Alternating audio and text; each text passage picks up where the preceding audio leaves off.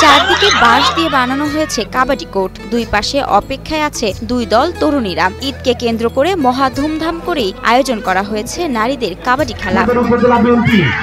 বিশাল মাঠ ঘিরে জড়ো হয়েছেন উৎসুক জনতা। অপেক্ষায় আছেন গ্রাম বাংলার ঐতিহ্য ও প্রাচীন খেলা তরুণীদের শৈল্পিক কাবাডি খেলা দেখার জন্য। এই খেলাটা আমাদের ঈদের আনন্দ আরো অনেক গুণ বেড়ে গেছে। ভালো লাগছে কাবাডি খেলা, ভালো লাগছে খেলাটা দেখছি। দর্শক এরকম খেলা দেখিনি, আজকে প্রথম দেখলাম মেয়েদের খেলা। খেলা উপভোগ করতে টাঙ্গাইলের ধরের বাড়ি ছাড়াও আশেপাশের অন্তত 20 গ্রামের কয়েক হাজার মানুষ অংশ নেয়। অনেক ভালো লাগলো। আমাদের গ্রামে এই ধরনের খেলা নিলুপ্ত হয়ে গেছে।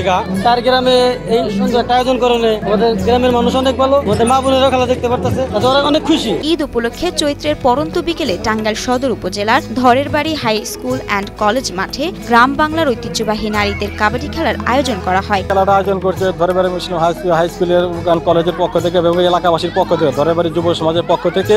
ঈদকে উপলক্ষ করে ঈদের আনন্দটা আরো বেশি গরম মুহূর্ত হয়, সেই জন্য আয়োজনটা করেছে। তবে খেলা উপভোগ করা দর্শকদের দাবি, দিন দিন গ্রাম বাংলায় হারিয়ে যাচ্ছে বিভিন্ন খেলা। তবে এই খেলাটার মধ্যে কি একটা আঞ্চলিক একটা যে ভাবটা আছে, মানুষের মধ্যে যে উত্তেজনা ভাব এবং আনন্দ অনুভব ঈদের পরের দিন, এবং এই খেলাটা দেখে আমাদের খুবই আনন্দ অনুভব হলো। উঠতি বয়সে ছেলেমেয়েরা মুঠোফোনে আসক্ত হচ্ছে, অনেকেই মাদক ও সন্ত্রাসে জড়িয়ে পড়ছে। গ্রামীণ এই খেলাধুলা ফিরিয়ে আনা হলে সমাজ থেকে মাদক ও সন্ত্রাস দূর করা সম্ভব বলে মনে করেন এলাকাবাসী। আমাদের সমাজ থেকে খেলাধুলা হারিয়ে যাচ্ছে, মাদকের চাহিদাটা বেড়ে যাচ্ছে। আমরা চাই প্রত্যেক বছরই আমাদের এই খেলাধুলা হোক, যাতে মাদকের পরিমাণটা কমে আসে। মাঝে মধ্যে এই খেলার আয়োজন করা হয়, আমাদের গ্রামেরও ভালো, মানে নেশাযুক্ত থেকে দূরে থাকবো, খেলার দিকে মনোযোগ দিব। নারীদের এই কাবাডি খেলায় 1 পয়েন্টে গোপালপুর উপজেলাকে হারিয়ে সদর উপজেলা বিজয়ী হয়।